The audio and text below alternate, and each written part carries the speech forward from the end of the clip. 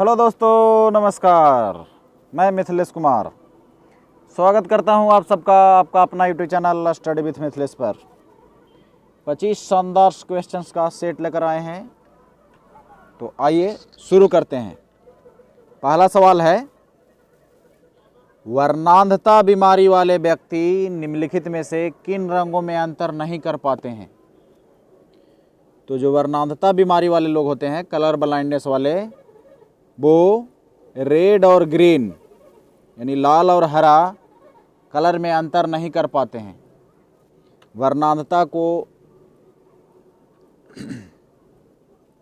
वर्णांधता एक आनुवांशिक बीमारी है।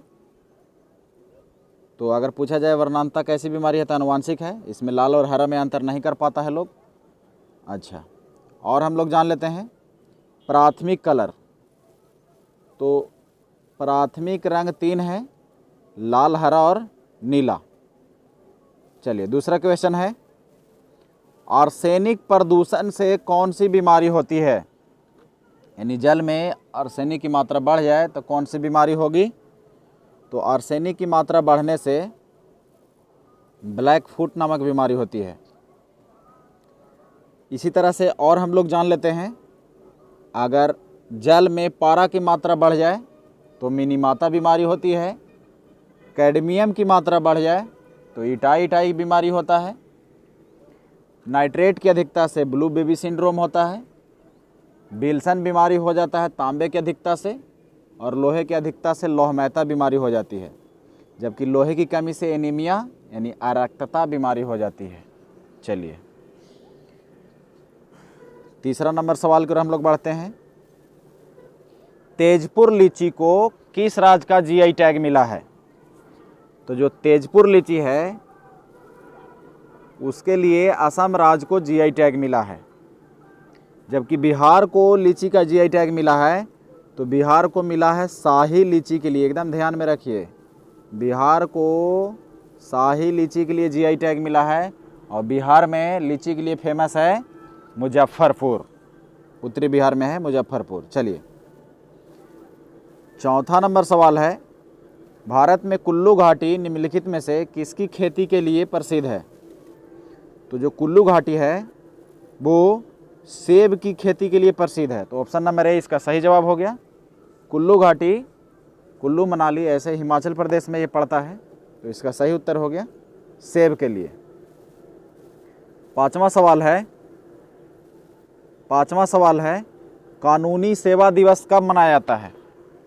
तो कानूनी सेवा दिवस प्रतिवर्ष 9 नवंबर को मनाया जाता है।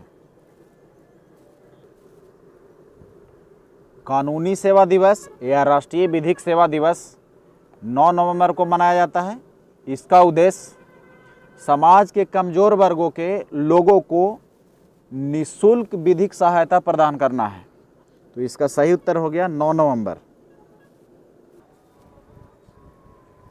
जबकि 8 नवंबर को अंतर्राष्ट्रीय रेडियोलॉजी दिवस या विश्व रेडियोलॉजी दिवस मनाया जाता है। 10 नवंबर को विश्व विज्ञान दिवस शांति और विकास के लिए मनाया जाता है। और 11 नंबर वेरी इंपॉर्टेंट है, 11 नवंबर को राष्ट्रीय शिक्षा दिवस मनाया जाता है। और 12 नवंबर को विश्व निमोनिया दिवस मनाया जाता है। तो ध्यान में रखें। अगला सवाल है छठा, बांकर शब्द किस खेल से संबंधित है? तो जो बांकर शब्द है वो गोल्फ से संबंधित है। तो ऑप्शन नंबर सी इसका सही जवाब हो गया गोल्फ।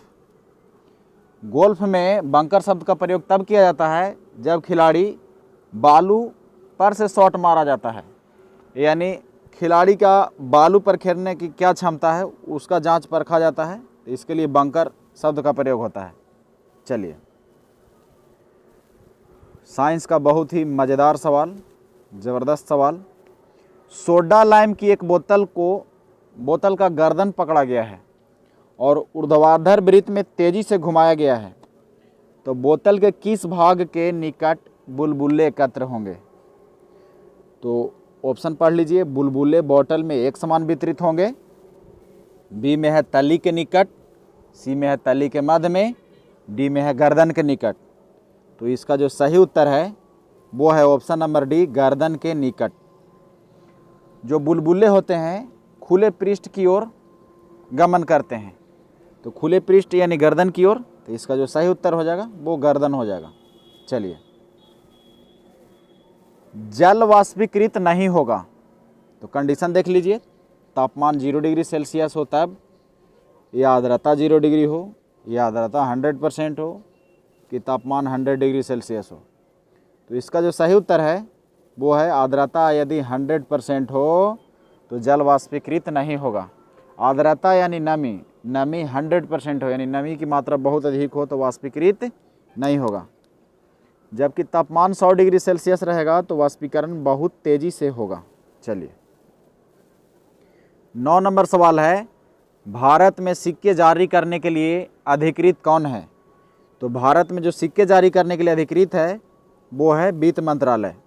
चलिए, 1 रुपया से अधिक, जब 1 रुपया से अधिक रहता है, नोट हो या जो भी हो, वो उस पर सिग्नेचर रहता है आरबीआई के गवर्नर का, 1 रुपया से अधिक के।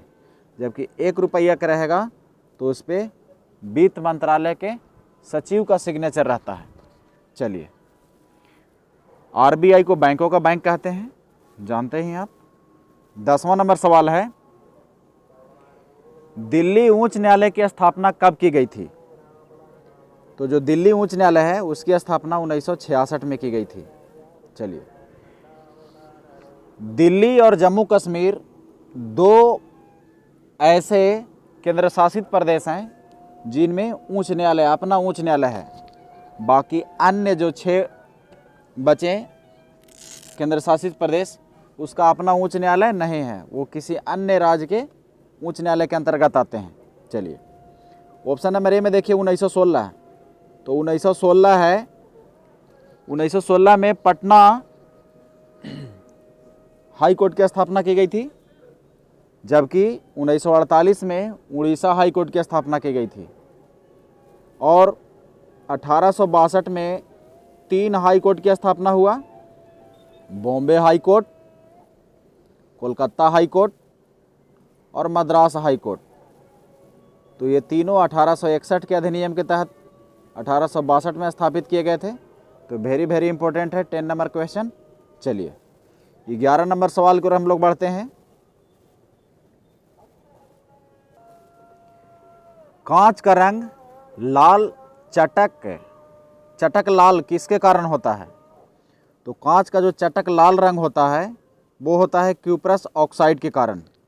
चलिए, जबकि कांच का नीला रंग कोबाल्ट ऑक्साइड के कारण होता है और कांच का पीला रंग फेरिक ऑक्साइड के कारण होता है, और हरा रंग के लिए सोडियम क्रोमेट। चलिए, अगला सवाल 12 नंबर है, भारतीय संविधान में समस्त कार्यपालिका शक्तियां किसमें निहित है? तो भारतीय संविधान में जो समस्त कार्यपालिका शक्तियां हैं वो राष्ट्रपति में निहित है, क्योंकि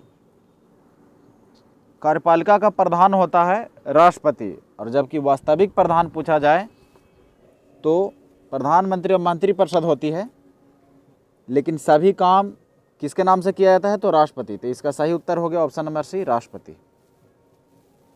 13वां सवाल है और वेरी इंपॉर्टेंट सवाल, लोकसभा को कार्यकाल पूरा होने से पहले भंग किया जा सकता है? तो ऑप्शन देखिए, राष्ट्रपति के द्वारा स्वविवेक से, प्रधानमंत्री द्वारा स्वविवेक से, या लोकसभा के अध्यक्ष द्वारा स्वविवेक से, या प्रधानमंत्री की सिफारिश पर राष्ट्रपति के द्वारा। तो इसका जो सही उत्तर है वो है ऑप्शन नंबर डी, प्रधानमंत्री की सिफारिश पर राष्ट्रपति के द्वारा। यदि प्रधानमंत्री सिफारिश करते हैं तभी राष्ट्रपति लोकसभा को कार्यकाल पूरा होने से पहले भंग कर सकते हैं। तो ऑप्शन नंबर डी इसका सही उत्तर हो गया। चलिए, 13 नंबर सवाल है, मोबाइल अदालत यानी मोबाइल कोर्ट की अवधारणा के जनक किन्हें माना जाता है? बहुत बढ़िया सवाल। तो मोबाइल कोड की अवधारणा का जनक डॉक्टर एपीजे अब्दुल कलाम को जाना जाता है। एपीजे अब्दुल कलाम, जिन्हें मिसाइल मैन के नाम से जाना जाता है, भारत के राष्ट्रपति रह चुके हैं, प्रथम वैज्ञानिक राष्ट्रपति हुए हैं। चलिए, प्रथम गैर राजनीतिक आदमी राष्ट्रपति बने हैं एपीजे अब्दुल कलाम।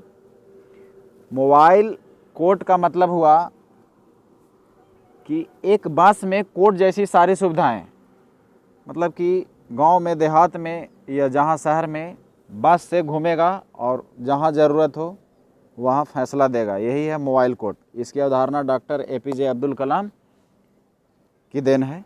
चलिए, 15वां सवाल, भारत में संविधान की मूल संरचना यानी बुनियादी ढांचा के सिद्धांत का स्रोत क्या है? संविधान है, या न्यायिक व्याख्या है, या न्यायविदों के मत है, या संसदीय कानून है? तो इसका जो सही उत्तर है वो है न्यायिक व्याख्या। न्यायिक व्याख्या में कहा गया है कि संविधान की मूल ढांचा यानी बुनियादी ढांचा में कोई छेड़छाड़ नहीं होना चाहिए, तो ये न्यायिक व्याख्या से आया है। चलिए, 16वां सवाल है, दमदमा झील किस राज्य में स्थित है? तो ऑप्शन आपके सामने है, छत्तीसगढ़, हरियाणा, हिमाचल प्रदेश, अरुणाचल प्रदेश। तो जो दमदमा झील है वो हरियाणा में है, तो इसका सही उत्तर हो गया ऑप्शन नंबर बी, हरियाणा।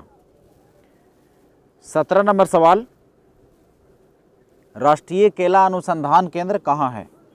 तो भारत में जो राष्ट्रीय केला अनुसंधान केंद्र है वो है तिरुचिरापल्ली। तिरुचिरापल्ली को त्रिची के नाम से भी जाना जाता है, त्रिची। चलिए, तो इसका सही उत्तर हो गया त्रिची। और त्रिची कहाँ है? तो तमिलनाडु में है, तमिलनाडु में है त्रिची।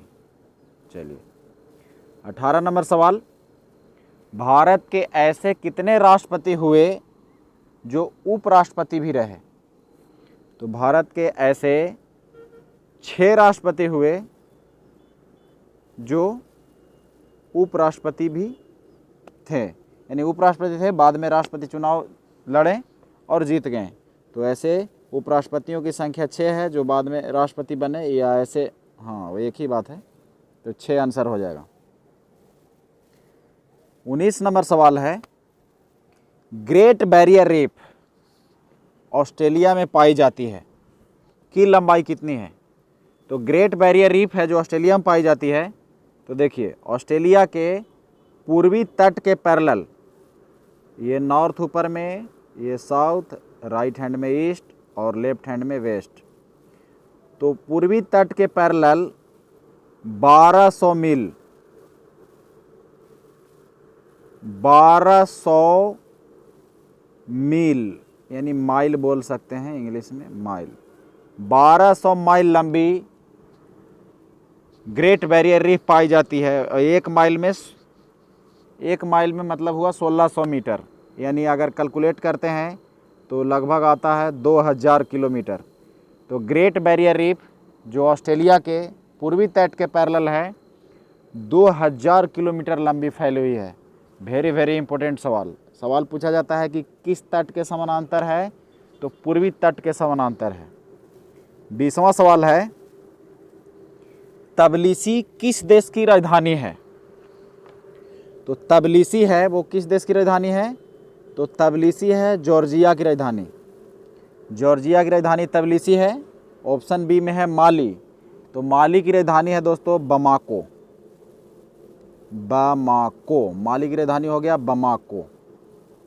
चलिए, सी में है फिनलैंड, तो फिनलैंड की राजधानी है हेलेंसिकी, जबकि बुर्किना फासो की राजधानी है क्वागादोगो। बुर्किना फासो की राजधानी क्वागादोगो। 1-2 बार बोल दीजिए, याद हो जाएगा। 21वां सवाल है, दुनिया की दूसरी सबसे ज़्यादा पानी ले जाने वाली नदी कौन सी है? तो आइए जानते हैं हम लोग, दुनिया की दूसरी सबसे ज़्यादा पानी ले जाने वाली जो नदी है वह है दोस्तों कांगो। तो दुनिया की सबसे ज़्यादा पानी ले जाने वाली कौन है? तो दुनिया में सबसे ज़्यादा पानी ले जाने वाली नदी अमेजन है, अमेजन। जबकि दुनिया की सबसे लंबी नदी बोला जाए तो नील। सबसे ज़्यादा पानी ले जाने वाली नदी अमेजन, दूसरी सबसे ज़्यादा पानी ले जाने वाली नदी तो कांगो। चलिए 22वां सवाल है, आदि पेरक्कू नामक त्यौहार किस राज्य में मनाया जाता है? तो आदि पेरक्कू नामक जो त्यौहार है वो तमिलनाडु में मनाया जाता है। आदि पेरक्कू तमिलनाडु में मनाया जाता है और तमिलनाडु का त्यौहार है थाईपुसम पुथांडु। चलिए